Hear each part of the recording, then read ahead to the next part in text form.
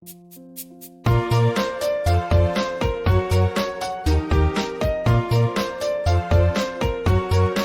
दोस्तों, welcome to my YouTube channel Swang honey. Please मेरे channel को लाइक कीजिए, शेयर कीजिए, सब्सक्राइब कीजिए।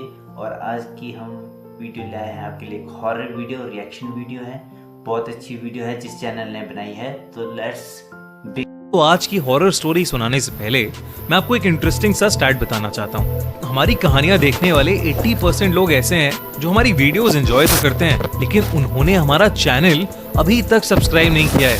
अगर आप उन 80% लोगों में से हैं तो बस आपको एक छोटा सा काम करना है। इस वीडियो के नीचे आपको एक सब्सक्राइब बटन दिख रहा होगा, बस उस सब्सक्राइब बटन को मेरा दबाना चैनल है। भी सब्सक्राइब कर दो यार। इतना सा काम करना है आपको। लाइक करो, शेयर करो, बेल सब्सक्राइब आइकन भी कर प्रेस दो कर देना ताकि हमारी लेटेस्ट वीडियो चलो आते फिर ही देखते हैं आपको आगे सबसे की पहले पता वीडियो। चले। Let's start.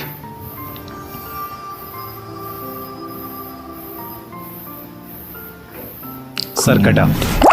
आपने सरकटा के बारे में कई कहानियां सुनी होंगी, मूवीज और टीवीज में देखा होगा, लेकिन इस वीडियो में हम आपके लिए बंगाल में घटी सरकटे की एक सच्ची कहानी लेकर आए। अच्छा हाथ में पकड़ा है। दिवाकर बचपन से ही लखनऊ में पला बड़ा था और वो कई सालों बाद ये कौन वापस है? अपने गांव जा रहा था, जो कि वेस्ट बंगाल और बांग्लादेश बॉर्डर के एक छोटे से कोने पर था। इससे पहले वो अपने गांव सिर्फ बचपन में गया था, लेकिन अपने पेरेंट्स के मरने के बाद अब उसके परिवार में सिर्फ उसकी नानी थी, जिन्हें वो अपने साथ लखनऊ ले जाने के लिए गांव आया था। वो गांव के पास पहुंच तो गया, लेकिन वहां की मेन सड़क बारिश की वजह से खराब हो गई थी। उसने देखा तो पास में ही एक साइन बोर्ड था जो कि जंगल के रास्ते से उसके गांव की तरफ इशारा कर रहा था। दिवाकर ने वो रास्ता तो ले लिया, अच्छा, लेकिन उसे नहीं पता था कि वो रास्ता लेना उसकी जिंदगी की सबसे बड़ी गलती बनने वाला है। शाम ढल रही थी और जंगल का वो रास्ता एकदम सुनसान था। पूरे रास्ते में बस उसके अलावा और कोई नहीं था। कुछ दूर जाते ही दिवाकर को अजीब सा भारीपन लगने लगा और उसे ऐसा महसूस हुआ कि कोई 10 फीट का आदमी एक झाड़ी के पीछे खड़ा उसकी तरफ देख रहा है। दिवाकर को लगा कि झाड़ियों में कोई जानवर होगा, तो वो थोड़ा तेजी से चलने लगा और तभी उसके पैरों के नीचे कुछ आया, जिससे वो लड़खड़ा कर नीचे गिर गया। जैसे ही उसने पलट कर देखा तो उसके रोंगटे खड़े हो गए। वो जिस चीज से लड़खड़ाया था वो चीज कुछ और नहीं बल्कि किसी इंसान का कटा हुआ सड़ा हुआ एक सर था। ये देखते ही दिवाकर वहां जोर से भागा और जैसे तैसे उस एरिया से निकलकर अपने घर पहुंच गया। उसकी नानी उसे देखकर बहुत खुश थी और साथ ही हैरान। खुश क्योंकि उन्होंने दिवाकर को कई सालों बाद देखा था, और हैरान क्योंकि उसके पूरे कपड़े कीचड़ में सने हुए थे। उसने अपनी नानी को बताया कि वो जंगल वाले रास्ते से आया और उसे वहां एक कटा हुआ सर दिखा। ये सुनते ही उसकी नानी का चेहरा एकदम सफेद पड़ गया।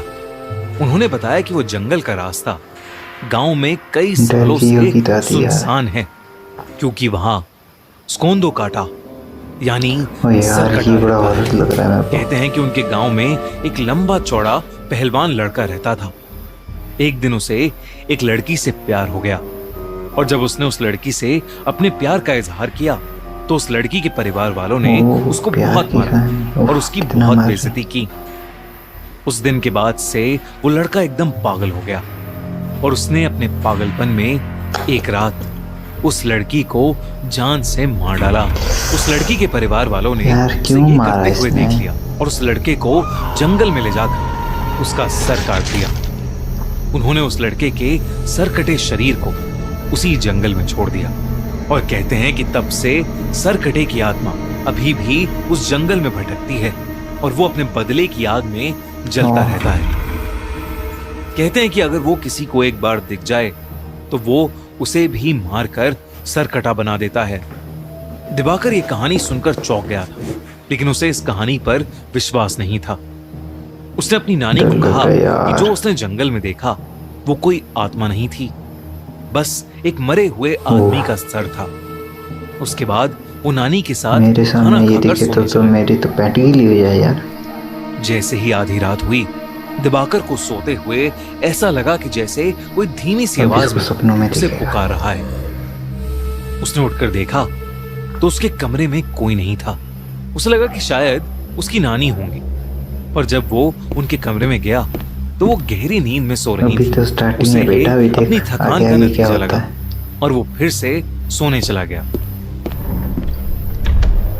भाई लेकिन उसकी आंख लगते ही उसे फिर से वही आवाज सुनाई दी। दिवाकर ने देखा कि वो उसी जंगल में है और उसके ठीक पीछे एक 10 फुट लंबा आदमी ये खड़ा कहाँ है पहुंचे? और उसके हाथ में उसका कटा हुआ सर है। वही भयानक सड़ते मांस वाला कटा सर जो उसे रास्ते में दिखा था। वो सर अब दिवाकर से मदद मांगने लगा और उससे कहने लगा कि क्या दिवाकर उसका सर उसके शरीर पर वापस जोड़ सकता है।